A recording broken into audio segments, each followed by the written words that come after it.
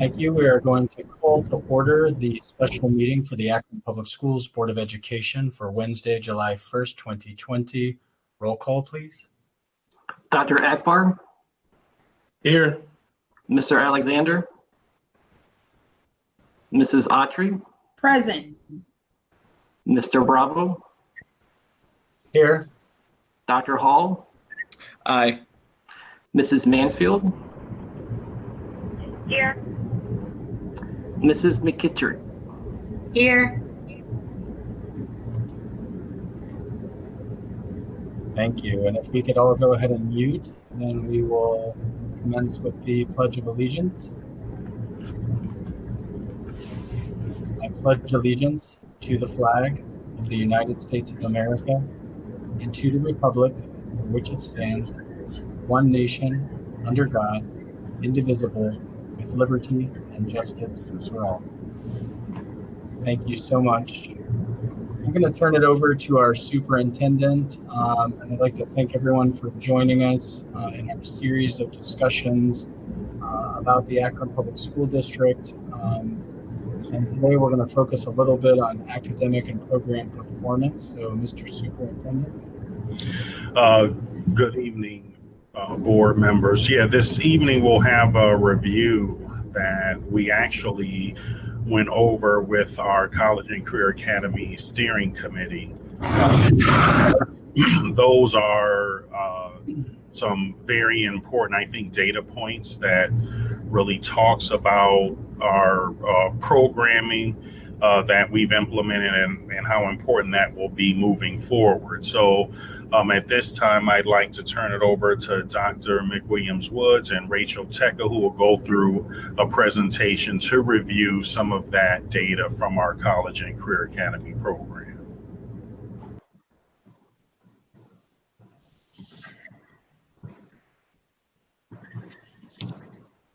Thank you, everyone. It is great to be here tonight to bring to you an update on our performance.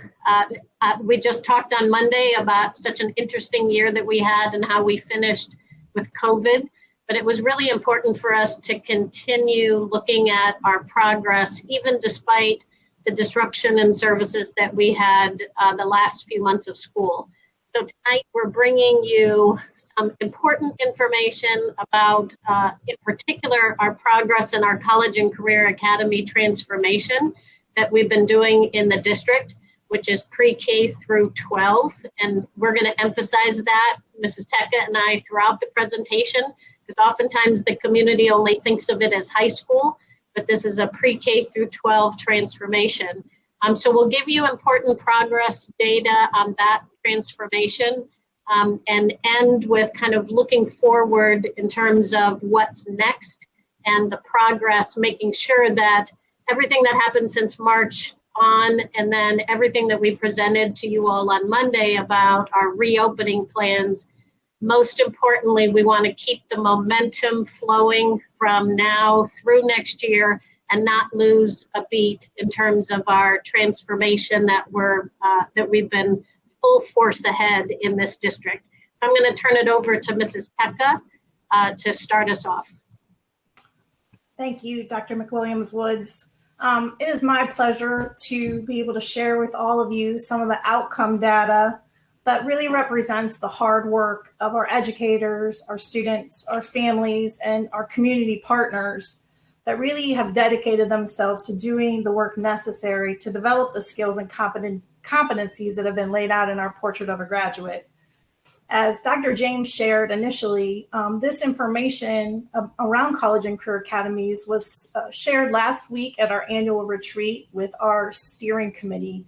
So we have over 70 community and business partners at the table, kind of making sure that we're held accountable to some of the outcomes that we have committed ourselves to through the College and Career Academy transformation.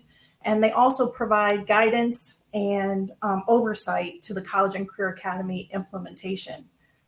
Just to give you a little bit of context and historical context, Akron Public Schools was designated a Ford NGL community in May of 2017. And 17-18 school year, North High School launched wall-to-wall academies at our pilot school. In 18-19 school year, we launched freshman academies across the district. In this past year, 2019-2020, was our first year of wall-to-wall implementation across the district. And it was a huge success that we're very excited about to share those outcomes with you. But as Dr. McWilliams-Woods mentioned, this is just the very beginning for us. We, as a design team and as a community and as a school district, we started at that high school level, but we're very intentional on building that middle school piece that helps us get our students ready to make the most of their high school experience, as well as building that foundation in the pre-K and elementary grades to make sure students have the skills and competency and are ready to fulfill those portrait of a graduate competencies that have been laid out. We always start with our district focus, which is to be the #1 urban school system in the United States. We feel very strongly that College and Career Academies is the vehicle to help us achieve that goal. As another reminder, and to keep us aligned to the goals of College and Career Academies, we are a part of the Ford Next Generation Learning Community. This is a group of school districts across the country transforming not only just their high school experience, but their community to really fill the talent needs of the workforce and to build the economic stability that we know is vital to the health of any community. Ford really puts their weight in 3 major strands: transforming teaching and learning, transforming the secondary school experience, and transforming business and civic engagement. I think our leadership has really spent time with the Ford NGL community because it aligns so well to our own district focus. Our updates today are going to really focus on that first year of wall-to-wall implementation. So the outcomes that you're going to hear about today, we want to make sure this is very clear in that it was our very first year of implementation, and we had a small little bit of issue to deal with called COVID-19. So that disruption has of course impacted some of the data points that we're going to share with you today. That being said, we are going to continue to monitor the same exact data points so that when we share back to our steering committee as well as to you, the Board of Education, we're always comparing the same 2 data points. We know that there's some impact on the COVID-19 had on our data points, but we're going to continue to keep that static year by year so that we can make sure we share that accurate information with you. And then the other piece will be an update on our master plan. So let's get started with the data.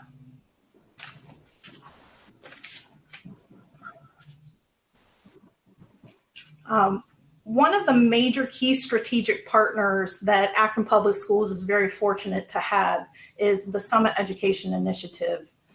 This is a nonprofit academic backbone organization that really helps all of us use data to give us information to set up our instruction.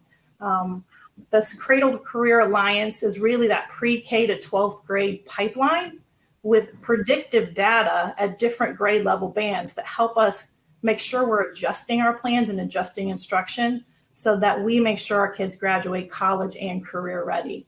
So SEI has been an outstanding partner of ours, and we continue to lean on them for that predictive analytics that help us guide this ship. Dr. McWilliams-Woods? Yeah, one of the points that we want to emphasize in this kind of a pipeline and continuum towards progress that we have all adopted in the entire region here, including all the districts in the county and all of our key community partners, is this notion that these are the key transition points. But if you notice the purple aspect of this pipeline to success, these are all the things that wrap around students that also ensure success. So when you look at 3rd grade reading, the notion is it's not just about the actual teaching in the classroom that's happening. It's also, do students have rich books and materials at home from an early year? Do they have early childhood experiences before they get into that kindergarten and 3rd grade. It also includes after-school programming.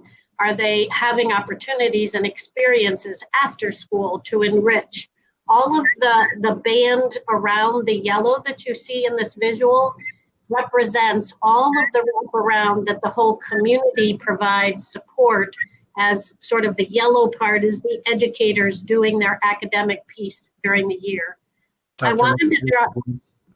Sorry, can I pause for 1 second? Yes. Just want to note for the record that Mr. Alexander has joined us at 4:45. And if you guys could, he's joining via phone, but he may follow along in the document that you provided in board docs.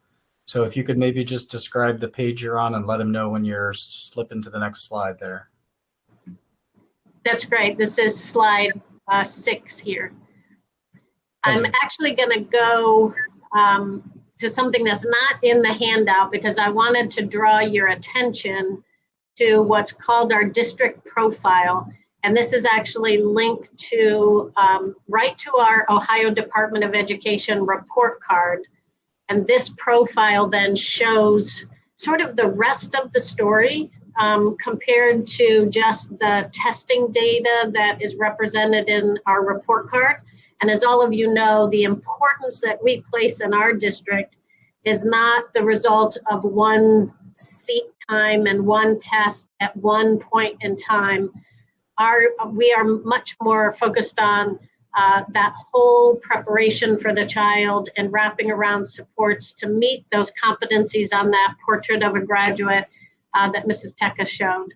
So linked to our report card is actually this district profile. This is also found on our website.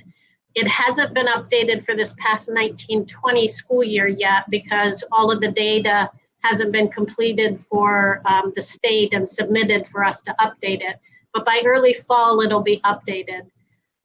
But what the rest of the story that this shows is looking at all of our wraparound supports from our community for our college and career academy preparation, things like 7,764 college credits earned because of the partnerships that we have with the university. And we'll dive deeper into this, some of the college and career academy high school data in a minute. But I also wanted to show you and kind of showcase the work that we're doing in our college and career academies at the elementary level with our key partners, ArtSpark, Akron Zoo, Stan Hewitt, the Akron Art Museum, and the Cleveland Museum of Natural History and Hale Farm. This is all supported through the GAR Foundation.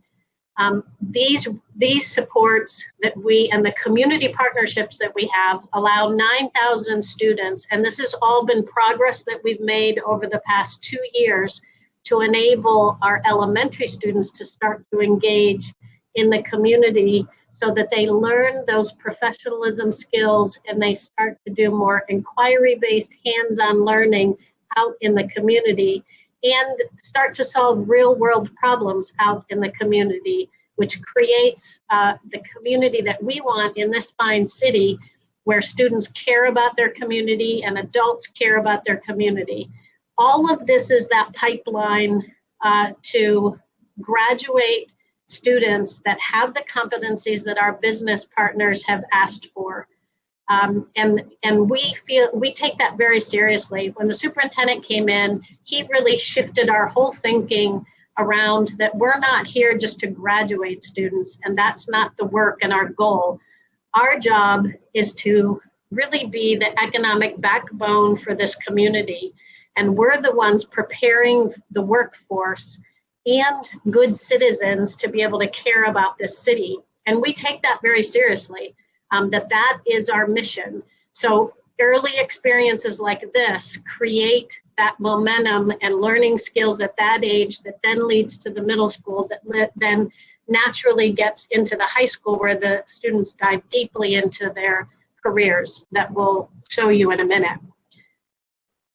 The other thing that I wanted to showcase because of that Summit Education Initiative pipeline to success, the wraparound supports and the enjoyment and engagement in the arts and extracurriculars and areas that we offer in the district. And this has been one of our key strategies in the College and Career Academies, is to expand the arts, expand extracurricular, expand our clubs, expand all of our career-oriented clubs, both at the middle school and high school, all of that richness that we all probably remember as a child in education, taking advantage of giving back and learning all that student leadership skills.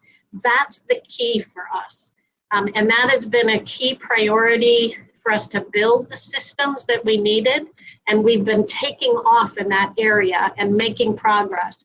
And you can see some of the fine arts that we offer, but this is a key strategy for us moving forward, that we don't want to lose momentum, that as we continue to expand clubs, extracurriculars, a lot of our student leadership opportunities, that's the way that students are going to build those competencies on our portrait of a graduate that feeds right into the business settings that all of our employers in this region have asked us to produce. I also want to share with you some data that will be updated in the fall once we finish our data submission to the state. And the state always has the graduation rate as a year behind. So this data is actually from 2018. On this report card that we'll get in the fall, it'll be 2019 graduation.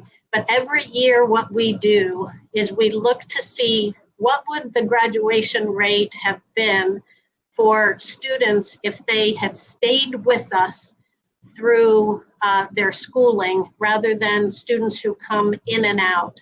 And what you see on this slide shows the blue, and this is the class of 2016, 17, and 18. The blue is students not enrolled in APS all 4 years of high school. And the green is what our graduation rate would have been for the students if we had just pulled out the students who were with us for 4 years. And so it clearly demonstrates on our 4-year graduation rate that if students stay with us for the 4 years, the dramatic kind of difference in terms of their graduation rate. And the same thing is true for our 5-year rate as well. And then the final thing that I want to showcase here is our strong improvements over time in our academic and our English and math at the elementary level in those early grades. This is from 2014-15 is the first bar to 2018-19. And these are based on measures. This is percentiles. So this is a different way of looking at data. This is not percentage of who passed tests. This is percentile, which means in the first kindergarten, we have gone from the 42nd percentile in 2014-15 on our MAP data to the 60th percentile. And the 60th percentile means that when you look at all of the test results across the country, our Akron Public Schools students performed better than the 60% of the students who took the test across the country. So we're in the 60th percentile. And the average is within that 40th percentile range is when you start to get kind of in the normal average. So anytime you get above the 50th percentile, you're exceeding the national norm across the country. And so you see the gains that we've been making. Again, this is because of all the strategies we've put in place academically, and now with the wraparound with all of the College and Career Academy transformation of really preparing students in that more well-rounded way, we believe that the progress is critical for us not to lose a beat during this COVID time, and also not to lose a beat in terms of being able to support our progress moving forward.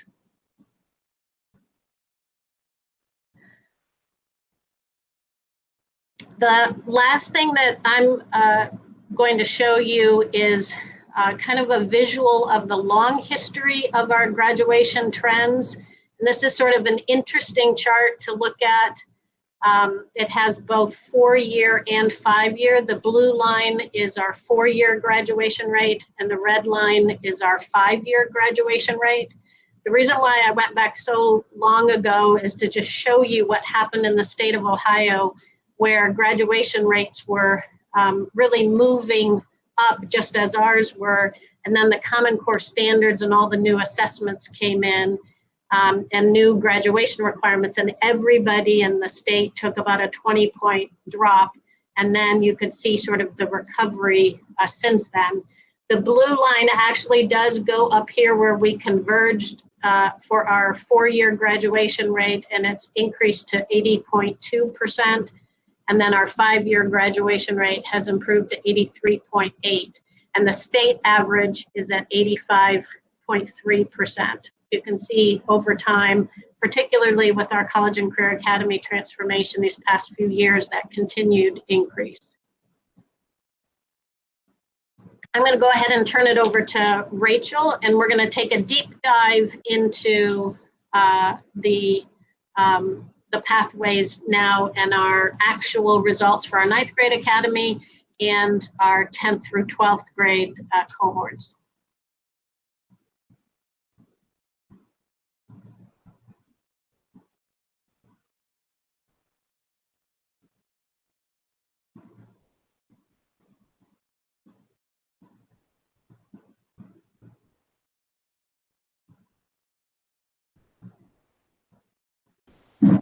And I before can't we hear.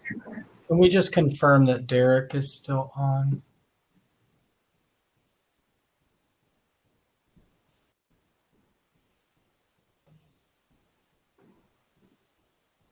And I'm not sure what Ellen said in her last minute, but I didn't hear anything.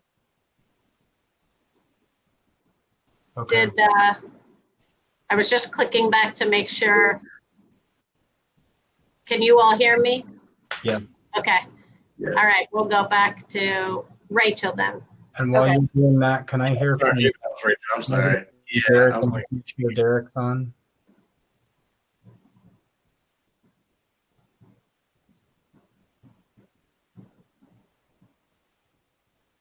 Okay. This is Derek. Can you guys hear me? Yes, thank you, Derek. Okay. So just a quick update. Yeah, it's a quick update. I missed probably the last 5 minutes. The Wi-Fi, the hotspot thing stopped working. It's still not working. So I'm just dialing in via phone. But I probably missed the last 5 minutes of what Ellen talked about. So you don't need to go back for me. I'll catch up later. But just wanted to make you guys aware of that. Okay, thank you. Okay. So what you have in front of you is a visualization of the academies and pathways that have been offered across the city for the 1920 school year. Just a visualization to remind you all that we offer freshman academy in every high school, and then each academy has different pathways for students to explore during 10th, 11th, and 12th grade. The next slide is just a reminder that we have used the Summa Education Initiative predictive analytics to really help our freshman academies set goals for themselves to make sure that we're making students who end 9th grade with at least a B average or better and 6.5 credits or more are at least twice as likely to graduate prepared for success. Summa Education Initiative also says that students who miss less than 8 days of school during one school year are also more on track to graduate college and career ready. So what we have done in the freshman academies is use those predictive analytics to help us set measurable goals for our students in 9th grade. So the first set of data that I'm going to share with you is around the freshman academies. What you have in front of you is the average number of credits earned at each high school. As mentioned, 6.5 credits or more gives all of our students a better opportunity to take higher level courses, college classes, as well as explore more areas of interest if they can get that really strong foundation in 9th grade. What you see is 6 out of 7 of our high schools had improvement in the average number of credits earned. which was more than a half a credit increase from the 18-19 school year. So really proud of the focus on making sure our students earn their credits in 9th grade.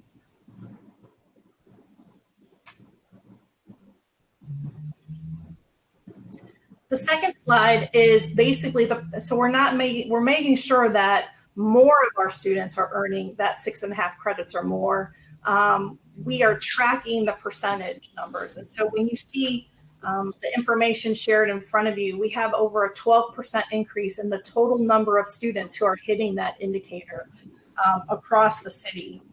It is impressive, and I wanted to give a little shout out to Ellett High School. Their freshman academy had over a 32% increase during the 18-19 school year with their number of freshmen hitting that indicator. So some really good growth with a lot of effort by the teachers, the community partners, families, and students to make sure they were earning all of their credits in 9th grade.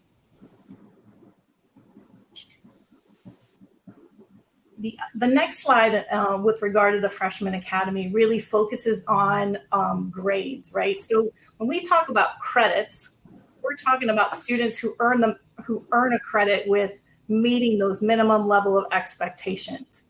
You have to pass your class to earn a credit. When we talk about grade point averages, that is showing students' mastery of the content, that they are showing that they are learning everything that we are expecting them to learn to show that kind of high level of achievement. This is a harder indicator to move, is what I'm trying to say. And so when you look at the percentage of our freshmen who earned a 3.0 or higher during the 19-20 school year, we had almost a 7% increase across the district. Just very proud of the fact that we're really building that high expectations for our students when they enter high school. And I think it's a testimony to the people who really dedicate their time and effort to making sure that our freshmen are getting what they need to be successful. We do have 2 slides with regard to school climate in the freshman academy.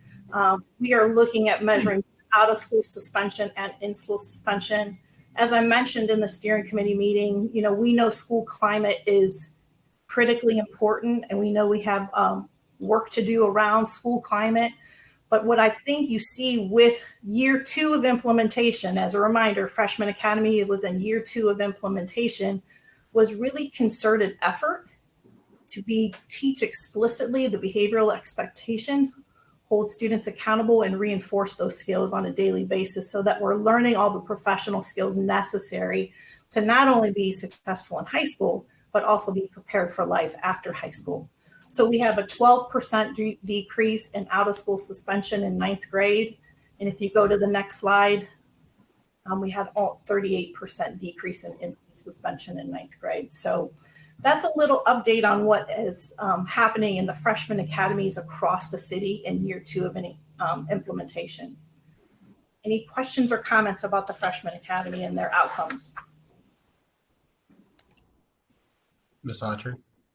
Yes, I noticed in the display of the different academies, East and Bookto have Academy Prep versus Freshman Academy. If I'm not mistaken, I think they're both going to be getting Freshman Academy, but can you explain what the difference is between Academy Prep and the Freshman Academy? Sure. Dr. McWilliams, do you want me to take that? Sure. Okay. So Ms. Autry, when we this was our first year of implementation, Academy Prep was really focused on our 8th grade students in both Bookto and East, because students started their pathway classes in 9th grade at Bookto and East. What we've realized after a year of implementation, that even if students who are in a 7 to 12 building still need that really strong freshman academy experience.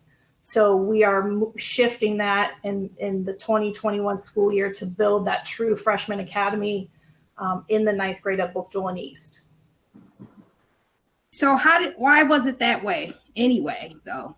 So that was built initially. Every pathway, and this is important probably for everyone to keep in mind, when we designed the pathways across the city, they were built with 75 to 100 students in each pathway.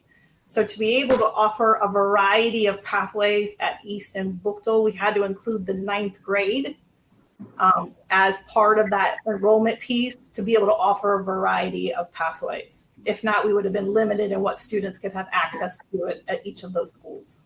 Right, their enrollment wouldn't have supported a variety of pathways, and we were real concerned about that, particularly when in all the community meetings, there was such a desire to have kind of a broad offering at both schools, that if we added the 9th grade and started the 9th graders into the academies early, so they sort of had the advantage that they got to start the pathway courses earlier, we could then offer the rich diversity.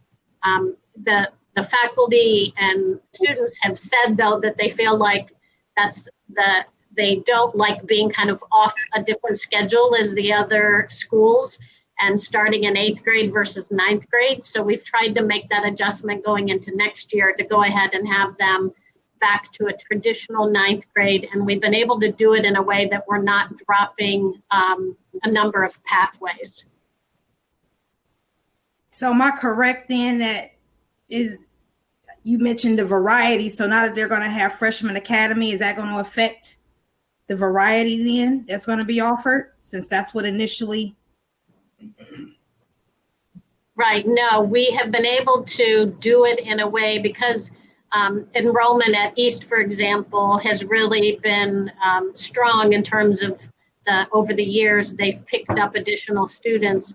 So we're not going to have to make any reductions. Same thing with Bookdale. We're not going to have to reduce the number of pathways to switch from 9th grade. Their pathways will be smaller, and we're hoping that over time, over the years, just like we've talked about every time we talk about the academies, how we know that once students really become educated in learning about their own self and their careers, that the enrollment will really flourish across all the pathways. So for going into this next year, we haven't had to make any reductions by making that switch to the 9th grade academy. Okay, I do have a final related comment on the freshman academy. Do you, in your opinion, either one of you think has any effect on why East and Bookdale have such significantly lower amounts of the 3.0s, because they were both at 17%, which is almost half of what the other freshman academies are producing in terms of 3.0. You think that had anything to do with it, or? Rachel, I'll let you answer because you've worked more closely with the 9th grade and 8th grade teams. Yeah, I think there's not as many systems, Ms. Autry, when you don't have that freshman academy and a group of teachers monitoring that and pushing students and building systems around our students to make sure they're successful. I think not having that did have an impact. Thank you. Dr. Hall?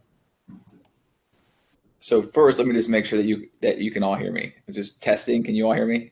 Yeah. Okay.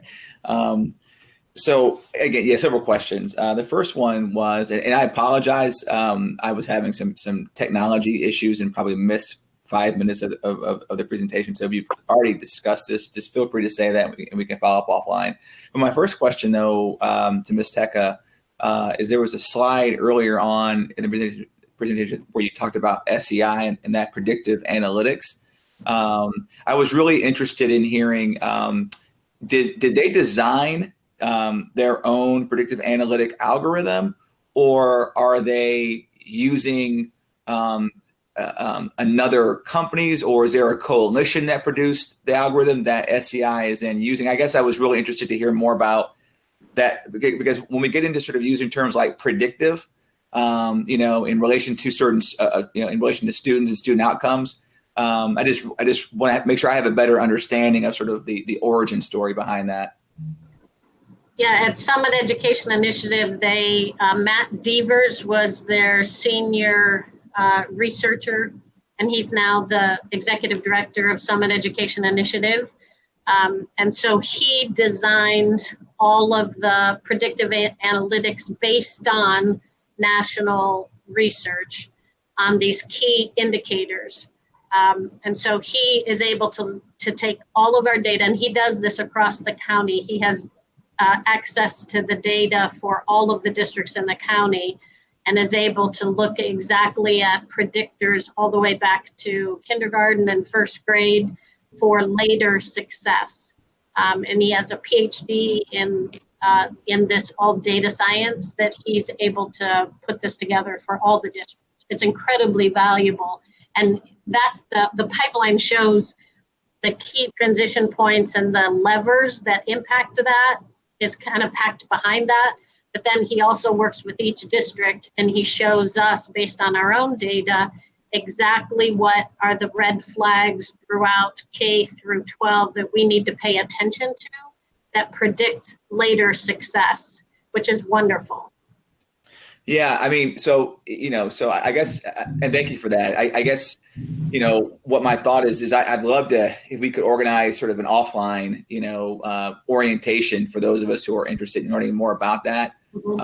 Because there are things that I think come to the board as it relates to CCAA and some other items that seem to be, a lot of our programming seems to be sort of predicated upon information that he's providing out of SEI. And I just would like to have, and those of us who are new to the board, I know that Patrick and Lisa and Bruce have been around for a while and probably have already had a lot more of this, but it might be beneficial for, at least for myself anyway, and perhaps possibly for other board members to have a better understanding of sort of what goes on in that sort of analytic sort of black box, if you will. Absolutely. So thank you for that. And then my second question was, there was a slide, this question might be for Ms. Tech as well, but there was a slide where you talked about a 38.1% reduction. Was that an out-of-school suspension? Just make sure that I caught that on the slide. Was that out-of-school suspension, Ms. Tech, or was that in school?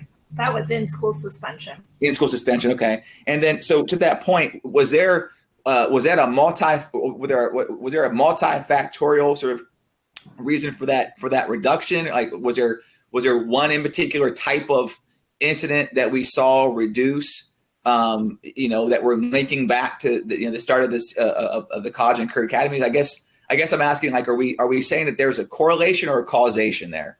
And I guess it's sort of the first question. Then secondly, we're saying that it's causative in nature. I'm just curious as to sort of what types of incidents did we see reduce as a result of going the CCAA route?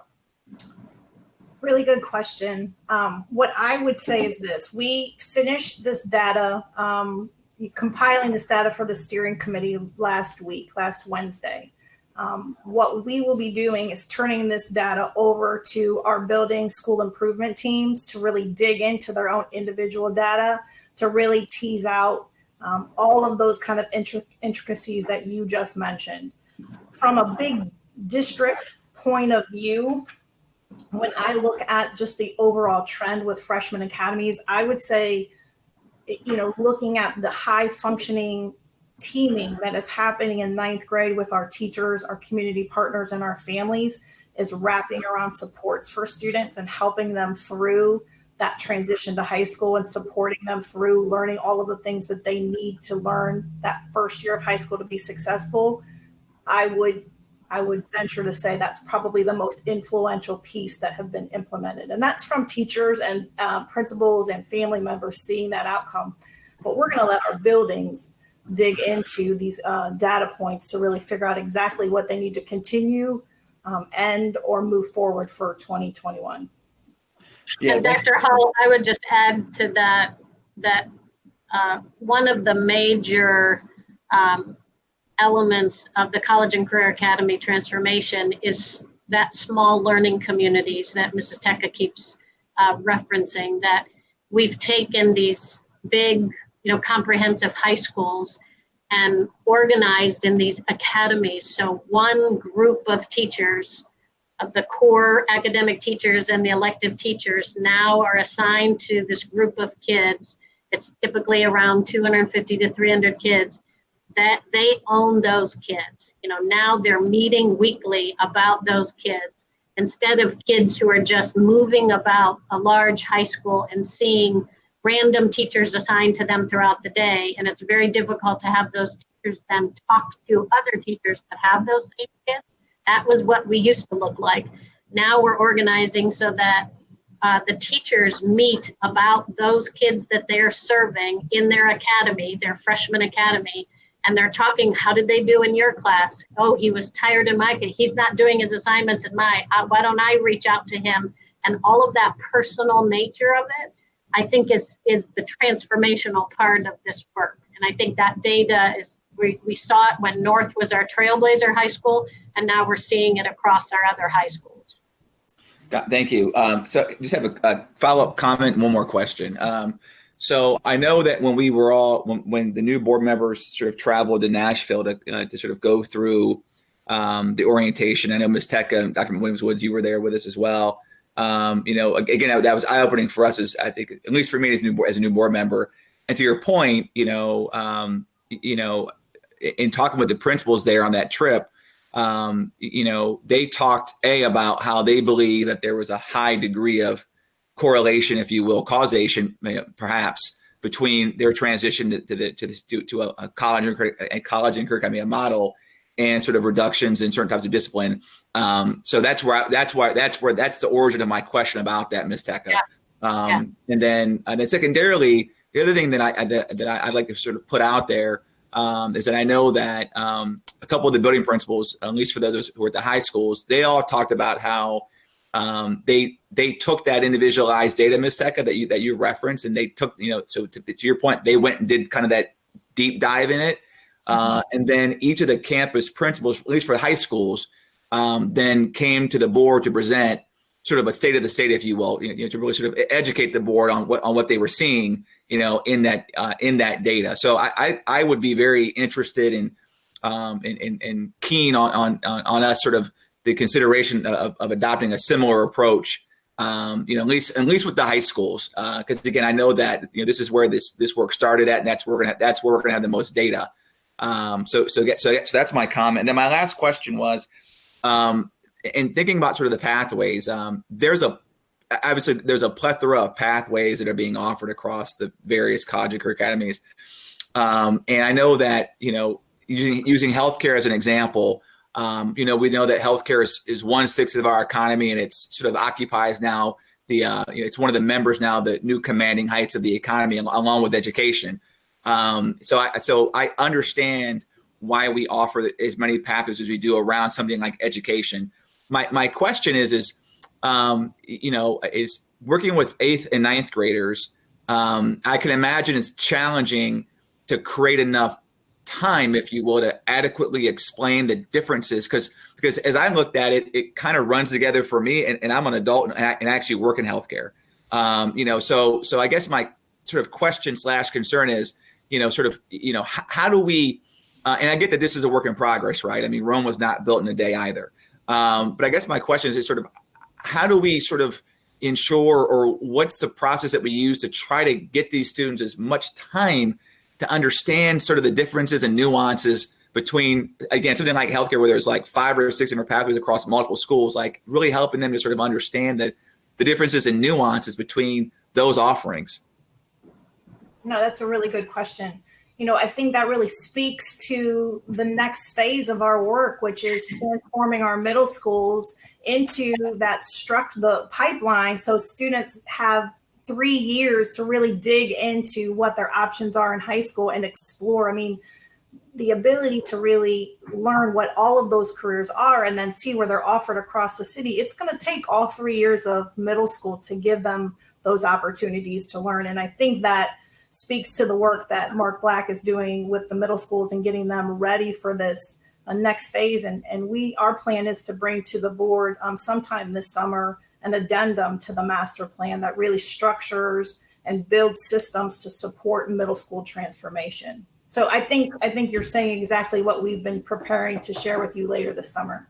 Right. Gotcha. I was smiling because I thought I couldn't have asked Dr. Hall to ask a better question about how are you preparing for high school, because we've been doing the master plan all year, and we were going to bring it to you this spring, and then COVID-19 happens, but we are getting back on track. The Instructional Policy Committee talked about it at our last meeting and mapped out a new timeline for us to bring the middle school transformation plan to you for adoption, consideration for adoption this summer.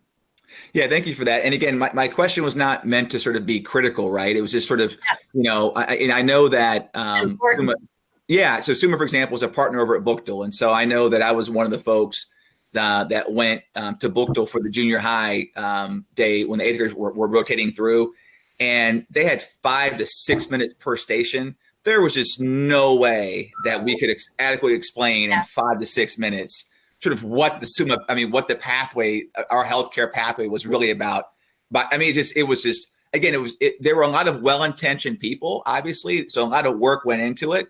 But I remember my takeaway was like, wow, like you've got a really engaged audience of students who wanted to hear more. And you have, your teachers and counselors are really engaged about trying to deliver it. And the vendors who were there, like Summa, we were wanting to provide, really do our part. But there were some limitations around kind of the timing and things like that. So that's kind of, again, that's the origin story behind me asking that question as well. And before we go on to the next part, the 10th through 12th grade, I should also add that we also do we've built in, as soon as we started the high school transformation work, we did shift some things at the middle school to do more career exposure, to do more college exposure. We have a software portal type program that students get individual career exploration and video experiences and career interest inventories. It's called career cruising that they do.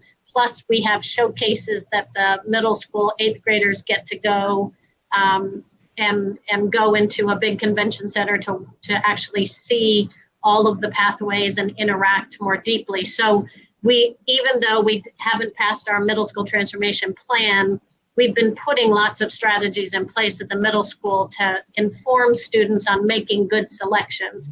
We just want to take it to the next level now and deepen it even further. Thank you. Thank you very much for your responses. Okay, so the next piece that we'd like to share with you is around our accountability for 10th through 12th grade academies. Just as a reminder, when the master plan was developed for the high schools, we had steering committee members and business partners who came to the table to say, these are the measures that we would like to see college and career academies move or influence. And so what we're going to share with you in the next few minutes is really around what information we have right now on July 1st of 2020, but some of the indicators that the steering committee would like to see, we have to wait until they are official from the state or different opportunities when they come in that we will be sharing with the steering committee, and then we will then be sharing with you as the board. So graduation rate won't be in until November of this year. We will be sharing attendance and discipline data with you. We are tracking our graduates who enroll, enlist, or are employed. And we have a system for the state of Ohio where we have to follow our graduates 6 months after graduation and to see exactly where they are 6 months post graduation. And so we'll have that information to share with you all in March of 2021.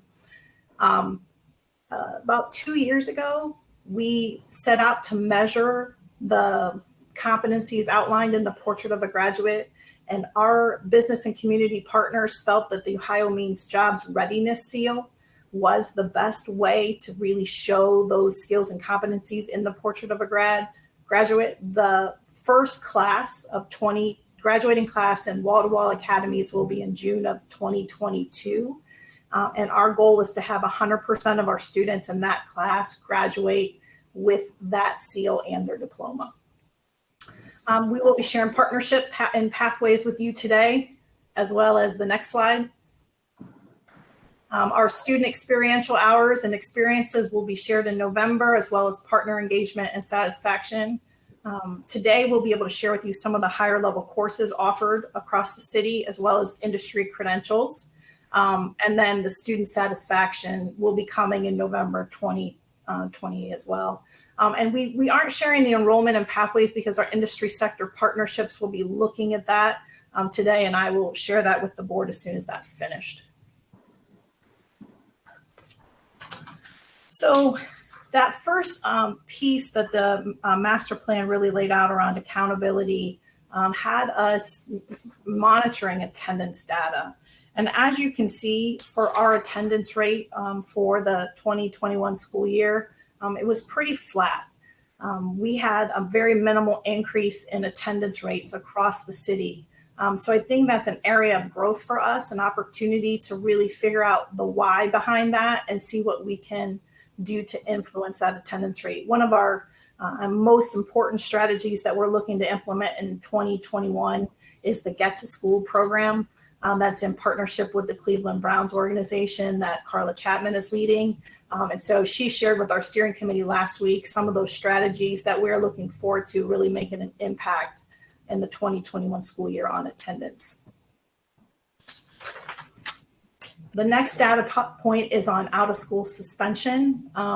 Again, there was a 10% decrease across the city in students in 10th through 12th grade with out of school suspension.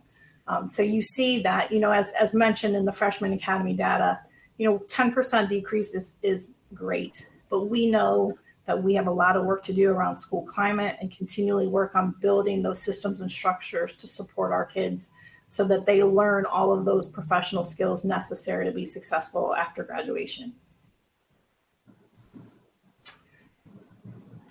We began tracking the amount of higher level courses offered at each high school. What you see in front of you here is baseline data. This was our first year of tracking the amount of higher level courses offered at each high school. When we talk about higher level courses, we're referring to any honors course, an International Baccalaureate or IB course, an AP or Advanced Placement course, as well as College Credit Plus courses. So I want to restate the fact that this is baseline data for us that we'll be working on influencing over the next few years, but there is opportunities for growth in all of our schools. I do want to mention that Akron Early College has the highest amount of higher level courses because of their partnership with the University of Akron, and that their students graduate with both a high school diploma and an associate's degree. So I think that kind of may be really important to know when you look at that information. We are tracking industry credentials. As a reminder, an industry credential is a adult level test that shows a person has an expertise in a specific career field. We put a huge emphasis on this last year in 18-19. We spent a lot of time moving our teachers and our pathway teachers and working with our business partners to really identify what industry credential can a student reasonably obtain while in high school that gives them a competitive advantage when they graduate. We did have a 14% decrease in industry credentials learned this school year.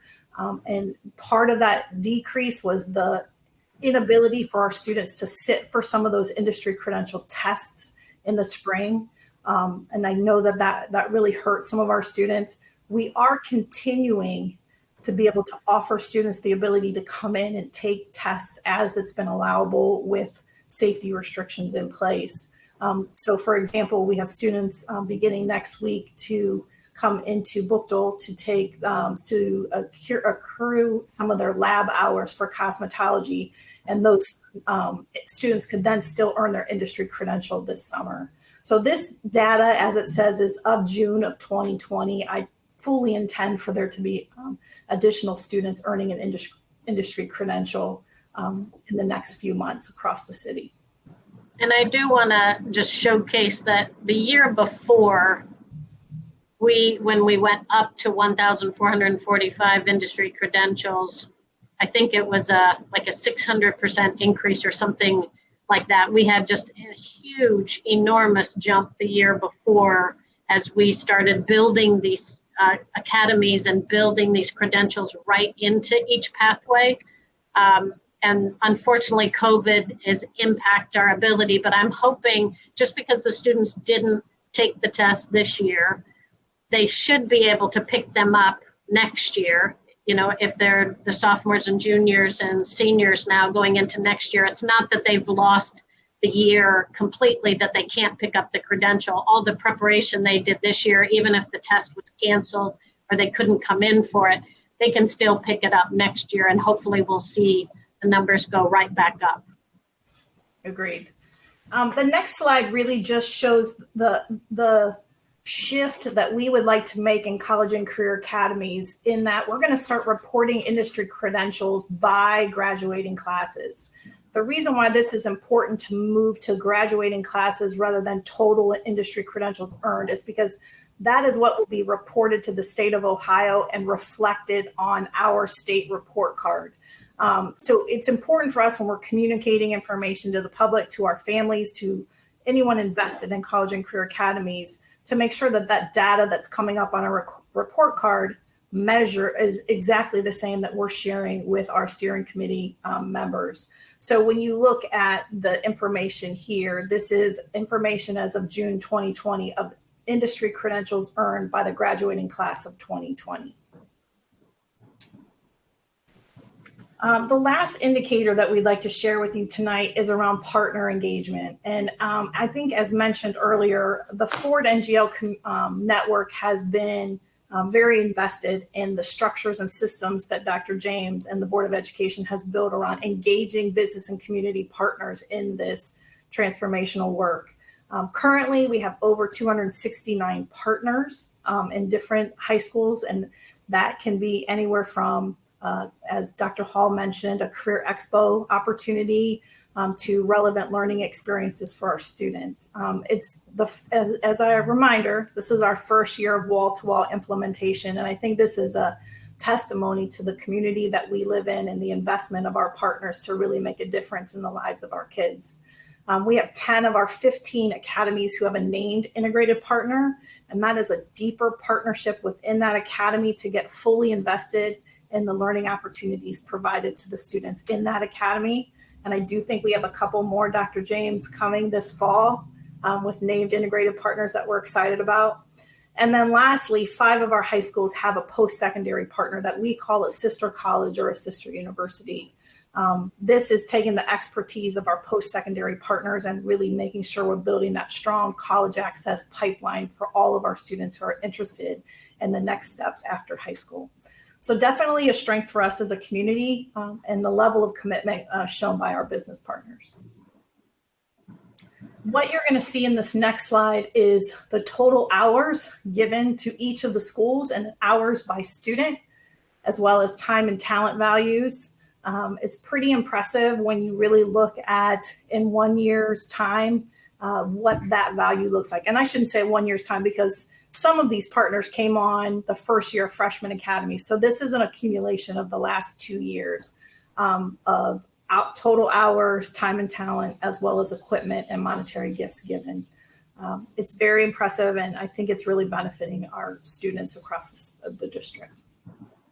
And I will add on the partners, when we first mapped out our master plan, we really thought that this would be a 5-year journey to even get our academies partnered in terms of our pathways. I'm not talking about the named partners. We thought that would take 5, 6, 7 years to get all of our academies named, but just to get each pathway to get, 3, 5, 7 pathways built, the partnerships built.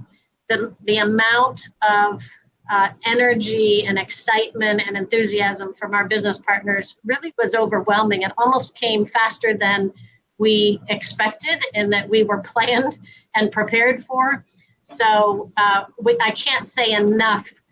And obviously each academy now partnership team, when all the advisories sit down and look, they'll start to look at, where are the gaps? Where do we need to fill in? What other types of businesses do we need? We've just built those structures this year to have those advisories where they can look.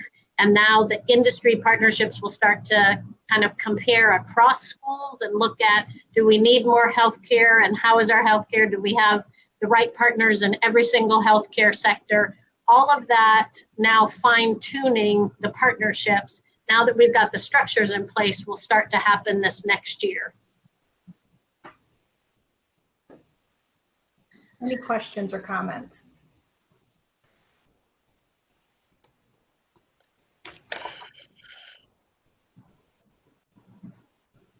Any questions? Yeah, I have one. I didn't know if Patrick was recognizing us or not, but So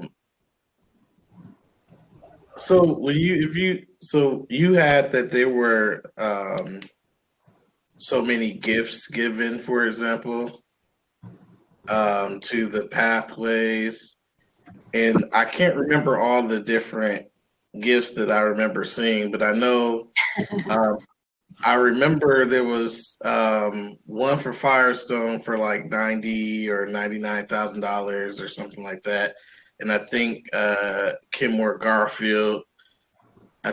When we announced Start State, wasn't there some type of monetary amount or something that I remember going with that? Is that not considered a gift?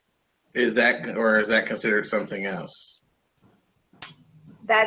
So I'm trying to differentiate because I don't see that there, so it kind of glares out at me.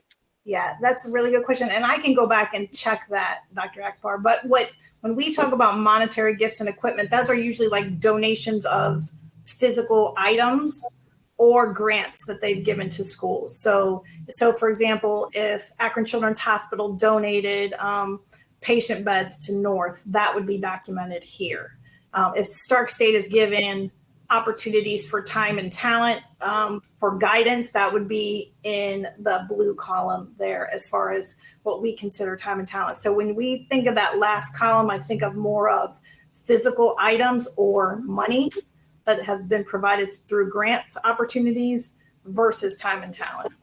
But I'll go back and verify because I'm not sure what you're referring to at Firestone, but we will look. I'm happy to look that up. Yeah, the Firestone one, just from memory, it could just be a cost for naming, because I remember when Kid State was named a partner or what have you for the different academies, there was a company like $99,000. I can't remember if that's the exact amount, but that's the amount that sticks in my head. So I'm just wondering, and I thought there was an amount that was listed when Start State did the same thing. So that's why I just was wondering about that. Yeah, this is an area that when we report out, and let me kind of back up for 1 second, because one really, really important thing that has been a foundational piece of our partnerships and the way we approach our partnerships. And this is actually part of kind of the advice from our national partners with college and career academies.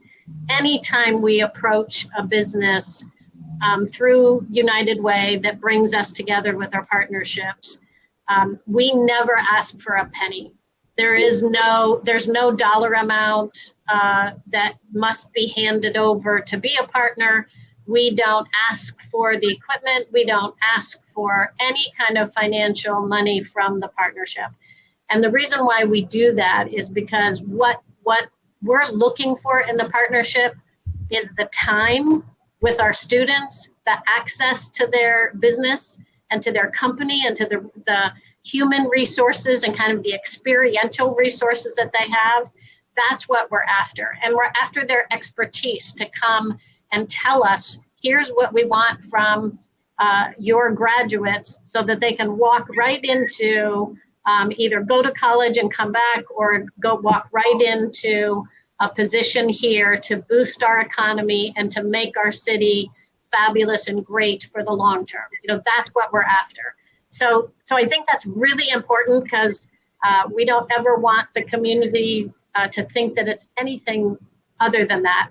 What does happen is sometimes when companies are there, they'll be going into our labs and they'll say, I'd be happy to upgrade that machine, or I have a machine that I can give you that's in my lab right now, and why don't I just exchange it out?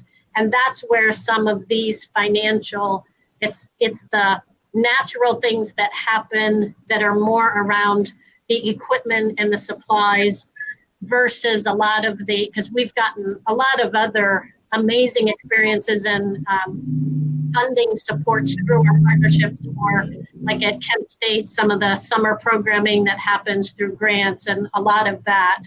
And we don't capture all of that here. We just capture if there was actually a piece of equipment offered. So I just wanted to make sure that was super clear on the reason why we partner with folks.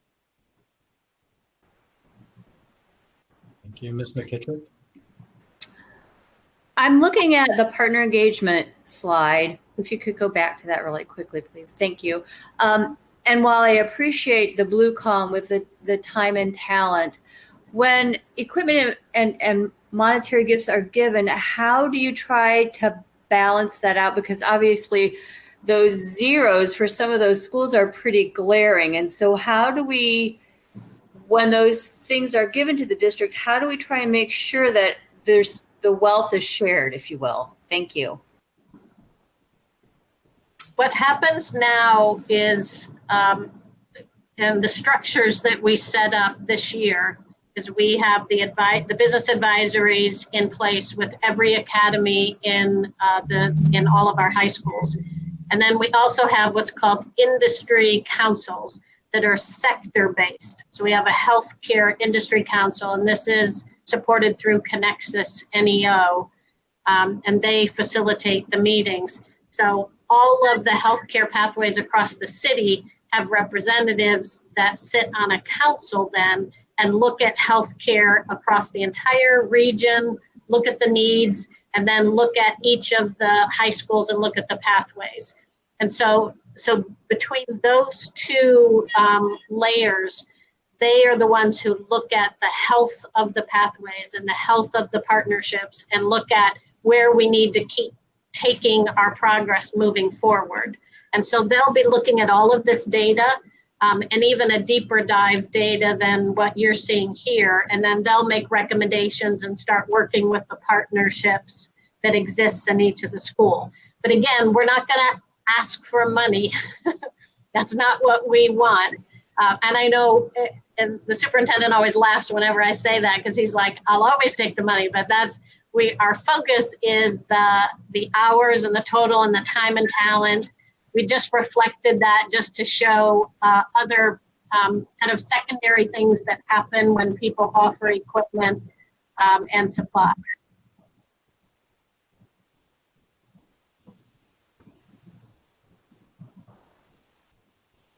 So we have two, if it's okay, Mr. President, we have two more just closing slides. And then if there's any other questions after that. Yeah. So the slide just as a reminder that our community has built a 5-year strategic plan that the board adopted in 2017. And we have absolutely worked diligently to be true to our word and implement the action plans that were set forth in that master plan. If you go to the next slide, there were over 15 tactical plans that were built to really build the systems and structures necessary for the high school transformation. Everything you see in green are systems and structures that have been built to implement college and career academies at the high school level. They're implemented fully, and the areas that have a check mark means that we are getting national recognition for the work that we are doing and serving, for example, our students with low incident disabilities, our CCA partnerships, our business advisories, and our communication plan. Districts and communities across the nation have reached out to Akron to really share some of the work that we're doing in those specific areas. What you see in yellow are tactical plans that were built in 2017 that we have determined we need to go deeper in. We laid out a plan for elementary, but when we look at what has to happen at that foundation level, we have to go deeper with that, right? We have to keep building that foundation so that students have an opportunity to explore careers, build professional skills, and really be ready for middle school. If you look at the middle school, we had a middle school plan, but it really wasn't enough of that transformation or change necessary to really make sure our students leave middle school ready to take full advantage of that high school, college, and career academy experience. We're still working on shifting to that instructional problem-based learning as well as family engagement. And I think we work hard in that area, but I think that's one of those areas that we can continue to get better at. So the areas in yellow are really what's driving college and career academies to the next level. And we are very excited to be able to bring to the board some of the work that has been designed around the middle school transformation. We had outstanding parent, community, family engagement around what that needs to look like in middle school, and we're excited to bring that before you sometime this summer. So we've been able to share the progress that we've made and this incredible momentum that we've had going with our pre-K through 12 College and Career Academy transformation. And when we talk about that, this is the whole district transformation. This isn't just one little program that we're doing off to the side. This encompasses all of those key components around shifting transforming our teaching and learning into more of that hands-on, inquiry-based, project-based, and out into the community-based instruction, and then transforming our business and community partnerships, which you heard so much about, and then transforming the way that we do school, the way we're structured, the small learning communities, how students are engaging in their careers, and looking at doing the same thing at middle school and then elementary with all of our essential experiences and how they're doing school at elementary. So this is a whole transformation. And then we don't talk about this just as a district transformation. This is the whole city, because you can see all of the key partners that we work with that we've talked about throughout this presentation.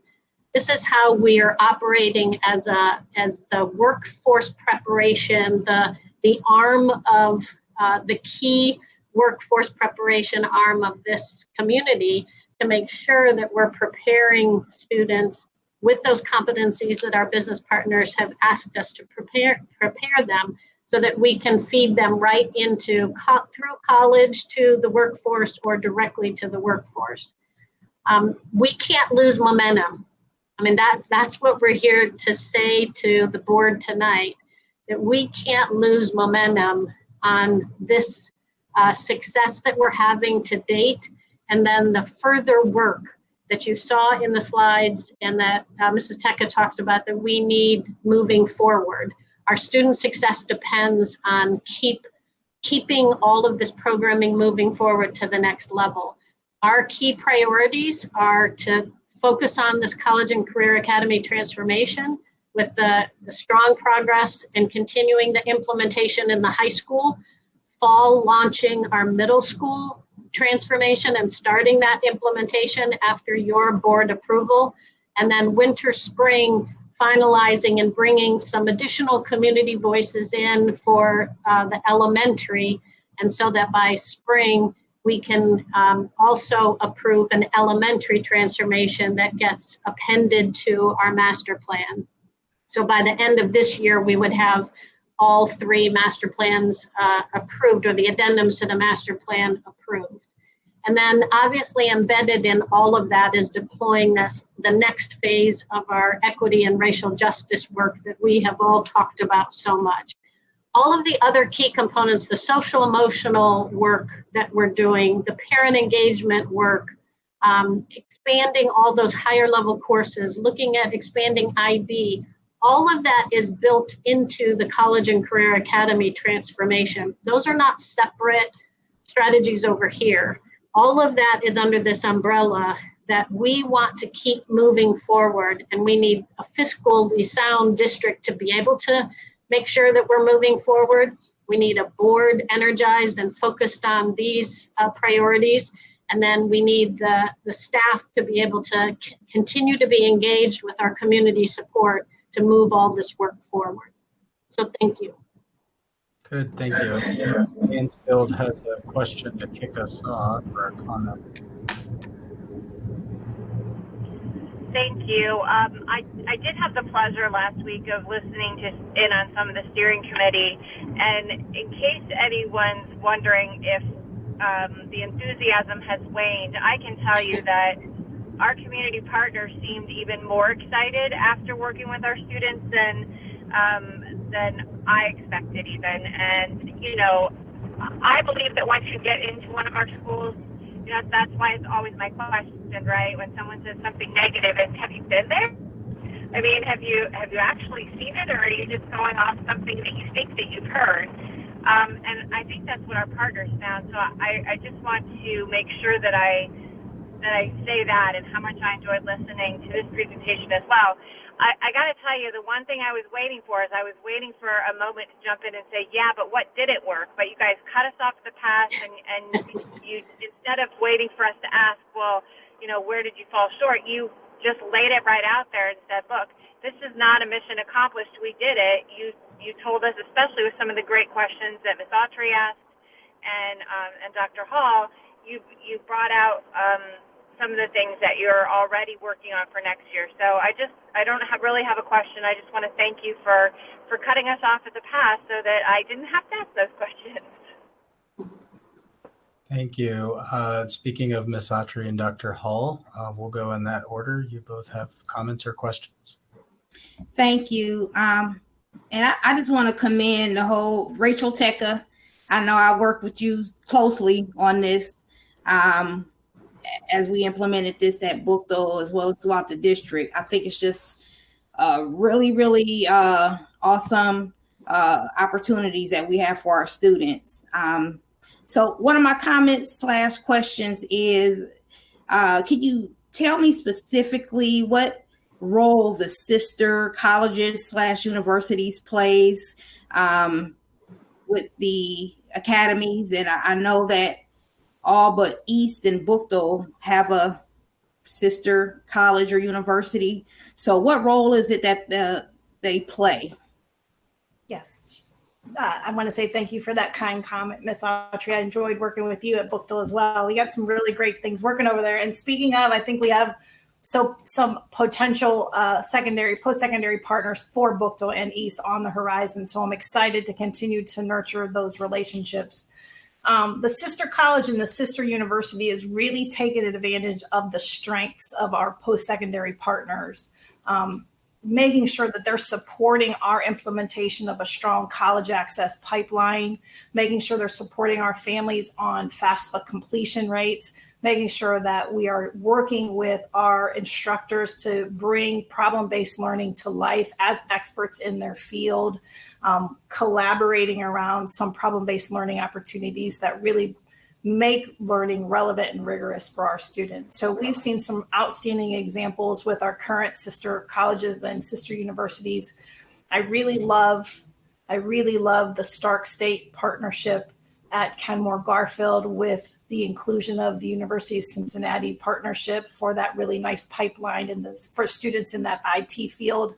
I think we got to continue to be innovative with these post-secondary partners to build systems like that for all of our students, because it really does give our students a competitive advantage for the next phase of their life. So those are just some of those examples of what a post-secondary sister college or sister university does. And I'm very, very hopeful that we'll be able to announce some of those other partnerships this school year. Thank you. And just a quick follow-up comment.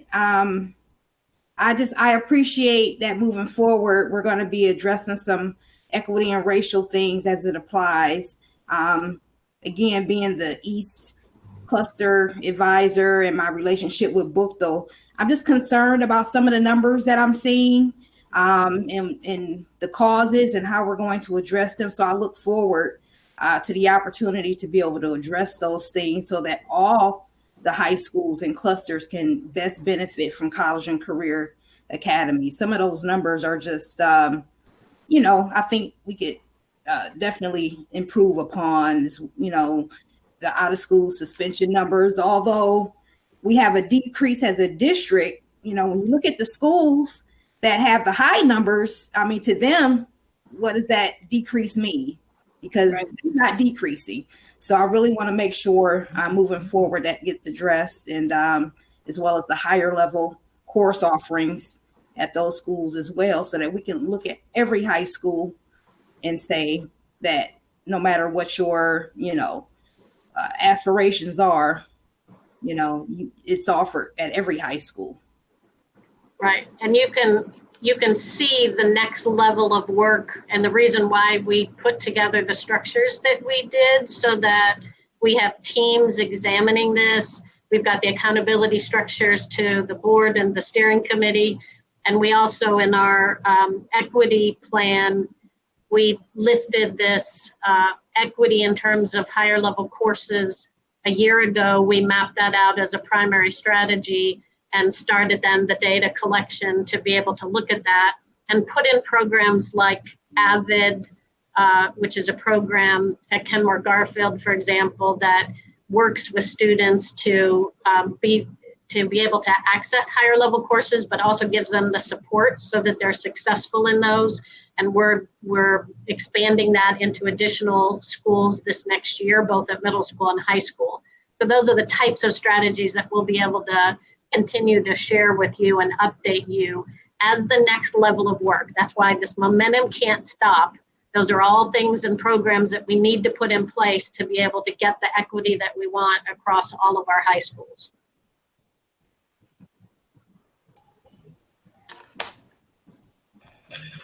Dr. Hall? Yeah, thank you. So yes, I would echo the earlier conveyed comments with regard to Dr. McWilliams-Woods and Ms. Teka around thanking them for such a high quality, robust discussion and presentation. I had a couple what I think are clarifying questions, and then I've actually got sort of one sort of I guess legit question. The first, I guess, clarifying question is with respect to the attendance slide that you sort of walked us through earlier. We saw that was sort of an opportunity. It was kind of level, but just clarifying. But when students come to school late, let's say they're an hour late to school, that still impacts attendance, right? We have period by period attendance at secondary, and then we have there's a cutoff time at elementary. So if you're just late and tardy, that's not counting you absent for the day. Okay, thank you. And then my second question then was, with respect to the industry credentials, I know that there were a couple of slides that showed that there was, in fact, a decrease, in the latest year of data. But I guess when I was thinking about it, I know, Ms. Teka, you mentioned that we were going to transition to showing it by graduating class. Mm-hmm. I still think that fluctuations in absolute number of students is still going to impact that number. So just as a suggestion, maybe another way to sort of normalize that data is to show it, is to express it as a ratio, i.e. credentials per student might be another way to kind of show it across the board. So that way, if you have a dip in enrollment of 50 students in a year, you might show a corresponding decrease in credentials, but that's not really the true story because I had less students, right? And so there could be fluctuations in graduating class as well. So it might be easier if you're trying to normalize it mathematically to just express it as a ratio of credentials achieved per student. That's just a thought I had as you were walking through that data. And then I guess my question though is with respect to the partners. So I noticed that there was a slide that said that we had 269 partners and 339 partnerships. This may be semantics, but I was thinking in my head each partner equals one partnership. So are there partners that partner with us in more than one way? So that's why we have more partnerships than partners. I just wanted to, that was part A of that question. Really good question. That's exactly it, Dr. Hall. What ends up happening is sometimes some of our partners decide, hey, I want to support this pathway at East, but I also want to support this pathway at Buchtel. So we count those as two partnerships, but one partner. Okay, gotcha. Thank you for that. And then, so then, what it brought to mind when I saw the huge number of partners was it sort of raised the specter of quantity versus quality, right? So thinking about, and again, we're still early on in how we build this, right? Nashville is what, 12 years in now, something like that. So again, when we were down there for their show, they had a lot more to show off to us because they've got 12 years in. I think we're 3 years in now, right? Sort of really first year, to your point, Ms. Teka, sort of across the board, right? So there's a lot that we're still doing here. So I want to make sure I'm constantly recognizing that fact. So when we hear that number of partners, it raises, again, that spectrum of quality versus quantity makes me sort of start to ask the question around how do we track sort of what we're getting from each partnership? How do we evaluate whether a partnership is a quality partnership, and sort of think through the criteria that we might develop to sort of be able to answer that question as we sort of move this forward. And that sort of dovetails with dovetails with sort of part C of that question, which is the alignment piece, right? So I know you talked earlier about sort of showing down the road kind of the employment sort of 6 months after graduation. I would love to see sort of, the data with respect to sort of, all right, so they're partnering with us. Are they actually hiring our students, right? And in what numbers? So if I had 100 kids in a partnership, pathway A, let's use Summa as an example, right? It's where I work, right? So I'll put us out there. If there's 100 kids in a pathway that Summa sponsors, there were, 35 kids that applied for jobs with us. How many did we actually hire, right? So that helps those companies with that sort of internal accountability as well, because what matters is what gets measured, and so again, if you sort of spin that forward, that's one of the things I'm looking to hear a lot more about as we sort of get 6 months and a year and 2 years down the road, about that alignment piece, because if they're impacting through these advisory boards what our curricula are, what our curricula is about, and sort of what our projects are, what our experiences are, and they're donating, their time and talent, treasure, you would expect there to be that would translate into employment as well, right? So that was sort of where I'd like to see us sort of go as we move forward. And then last but not least, with respect to Ms. Autry's point, I would echo everything she said around the equity and sort of racial justice piece.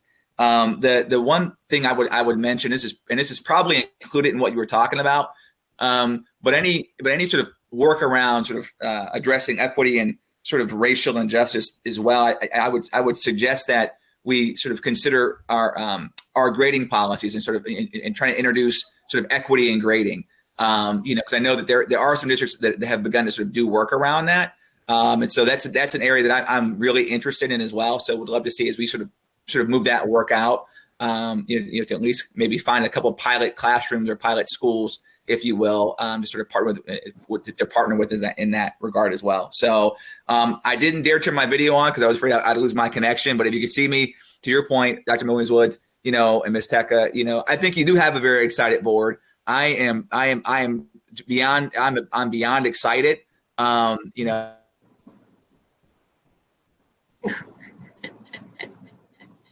No. We were so close. We were so close. I know. I do just want to mention a couple things, and hopefully Dr. Hall can hear me, that grading is a huge priority for us, and bringing people together to look at our grading practices, that has been identified as a major priority for us the past couple of years, that we were positioned to really make a major kind of commission on grading.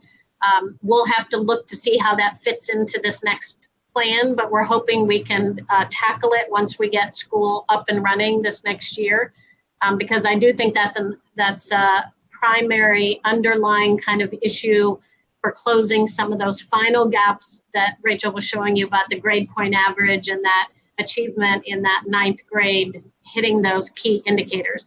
And the last thing I'll just quickly say is at some point, we'll definitely have representatives from United Way and Connexus come here and share with you the data that they're collecting on partnerships and everything that you were talking about in terms of what we're collecting in their value and the participation at each partner to gauge their engagement and their involvement is really impressive. So we'd love to, all of that has just been set up, but we'd love at some point, probably in the fall, we'll be able to bring them and give you a presentation on that. Yeah. I'm back on, by the way. I'm sorry. I jinxed myself by saying what I said earlier. So I'm back on. All right. All right. Are there any other questions?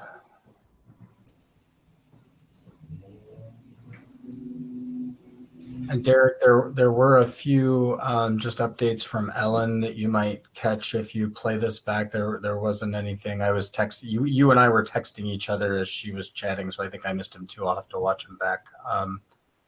But I think there were just two things. in response to some of the questions that were asked. So we can both watch those back, I think. Okay, sounds good. Thank you. You're welcome. Sorry, and I was texting you too, so I probably slowed you down in reconnecting. Are there any other questions or comments? Or yes, Miss Autry. Yes. So a comment. I don't know if Rachel was on the meeting the other day or not. So I know I also work with you on that Stop Start Sustain committee. Yes. I don't know if that's happened or not yet. Probably not. Right. But one of the things that I had mentioned is we need a pathway for COVID cleaning and tracers. We would be innovative. That's going to be a new emerging industry. So I did hear you make that comment the other day, but so I did note it. It was noted, really noted. We'll make a pathway. We'll figure something out to give kids that training for sure. Yeah, I love that idea, actually. Good. Anyone else?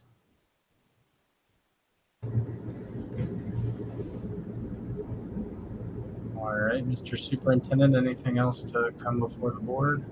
Nothing to come before the board, but just a few closing remarks.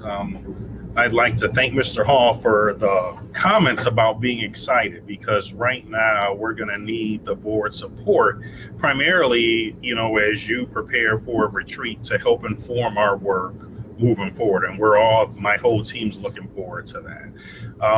It's also, I think, a very prime time for us to connect with some of the other work that's going on in our community, both with the city, also with our chamber and many other organizations. We've already mentioned, a lot of the work around diversity, equity, and inclusion and racial justice that has to be part of this. So, my whole team's very anxious for us to, get moving on all that. And again, a lot of that will take us looking at our fiscal resources and realigning fiscal resources around new priorities. It's also going to be an opportune time for us to revisit our district focus document moving forward, and how we can make that better and how we can actually double down on some of the priorities that, we need to set for the district. So we really do look forward to that work. Thank you.